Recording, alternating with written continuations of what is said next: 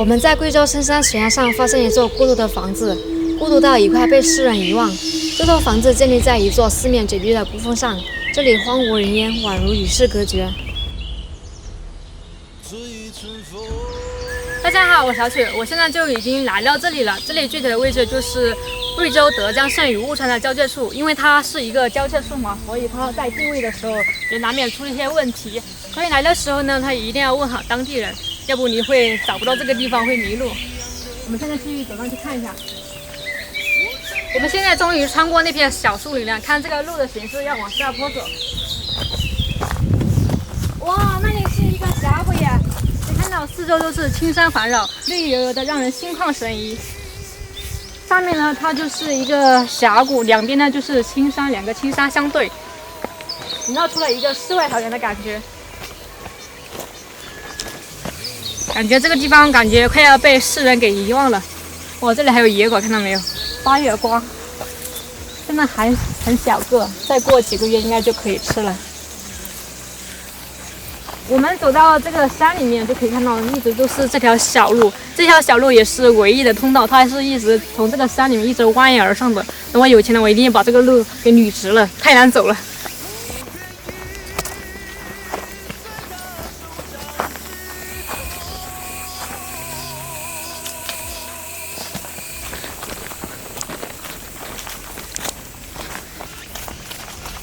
哇，绳子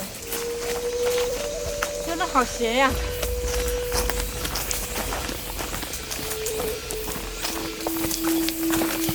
听说那个房子是建于元朝，元朝到现在的话应该有1000多年了。那它这个房子依旧立在那里，真的是一个奇迹哈！我们依稀的可以看到我的脚下原本是一个石板路的，然后随着时间的长远，然后山上的那些泥巴或者是一些树叶啊，已经给覆盖这个石头的表面了。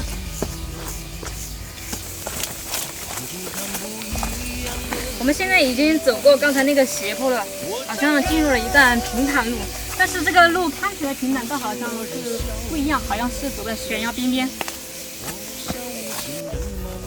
哇，看看就是那里，那里有个山尖，在山底下还有一个房子，应该就是那里了。我们好像已经快到了，快走吧。哇，本以为走过刚才那片悬崖就快到了，没想到还有这么大的考验等着我们。这边是一个悬崖绝壁，而它的路就在这个悬崖绝壁的旁边，走上去一定很刺激哦，不，一定很害怕。我现在已经虚了。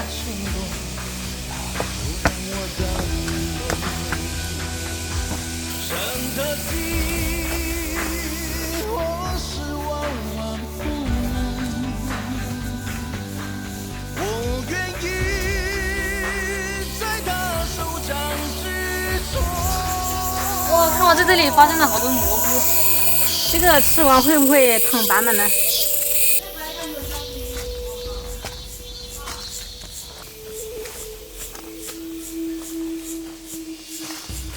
我的妈呀，这里是一个悬崖，怎么下去啊？哎，这里有个铁链，铁链已经生锈了。看见这时间久了，应该是顺着这个铁链，然后攀爬下去。我现在准备下去了，这个棍子好像成了我的累赘，接下去，等下到山底的那些再捡。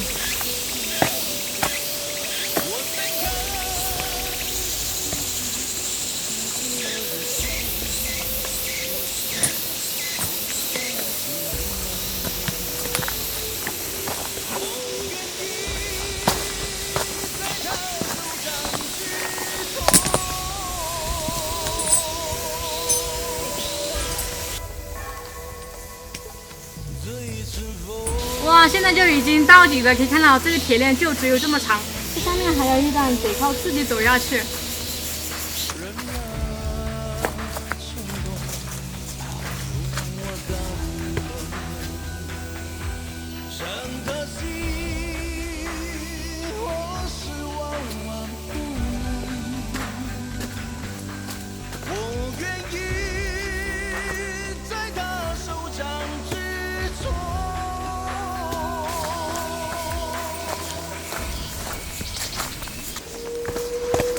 哇，我们好像到了，看到没有？那里有石墙。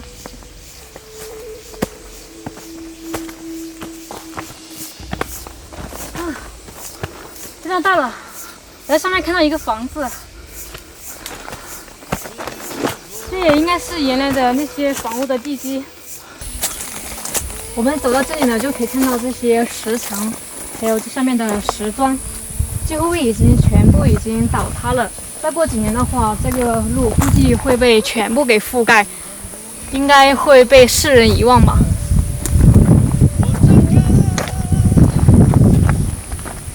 这里还有一些破旧的房子，还有古人留下的遗迹，几乎现在已经杳无人迹了。在我的左手边就是那个房子的所在，它建立于孤峰之上。这边有一个很大的一个面积的房子，可以看到它这边非常的宽敞，它的墙壁已经破损了，不能居住了。但是在那边呢，它有一个小房子，它这个原本是一个寺庙，年久失修，后来有一位老人在这里修葺了一个小房子，就是我们前面那所。到现在呢，那个老人依然在这里坚守，但是他不是每天来，就是偶尔的时候开来看一下。然后今天这里面就不去看了，我们去看那个屋壁上的房子。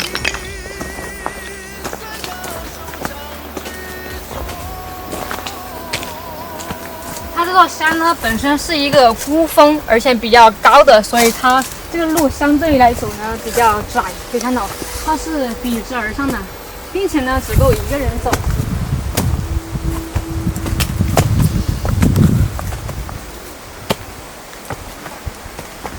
我们走上来可以看到，它一路的石头已经开始倾斜了，并且也有那种倒塌的状态。在山底下呢，我们有看到很多像这种巨型的石头在那个山底下，应该是从这上面滚落下去的，所以这个地方真的有点危险。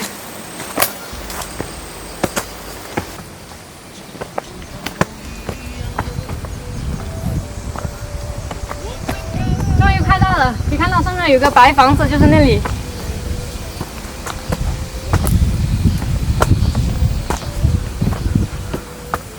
哇，这里好窄呀！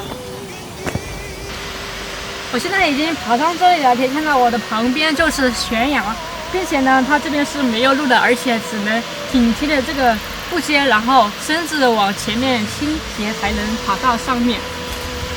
如果说一个脚滑的话，这个后果是不堪设想了。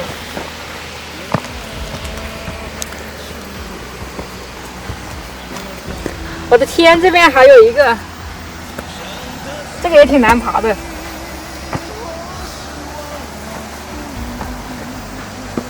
啊，我终于到这个顶了。我们现在已经来到这个房子的跟前了，可以看到它这个门是一个拱形的。我们看到有很多那种古桥的建筑，有几百多年的历史，100多年的历史。它这个弧度都是这种统一的。我们走进这个房子看一下，哇，这个是露天的一个豪华的一个别墅啊！可以看到它脚上已经积了一地的瓦片。还有这里这个砖墙完全都已经裂开了。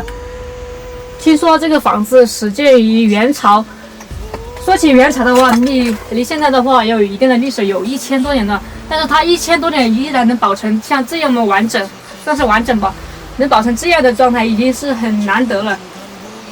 而且在那个1000多年前，它是没有那个水泥或者是钢筋那种东西，都是一种很原始的一种混凝土，都是添加什么糯米和鸡蛋2个混合，然后联合的，所以真的让人不惊叹古人的智慧。在这么高的绝壁孤峰上爬上来都尚且很吃力，那么古人他是如何完成这么巨大的工程呢？让人很难以想象他是如何完成的。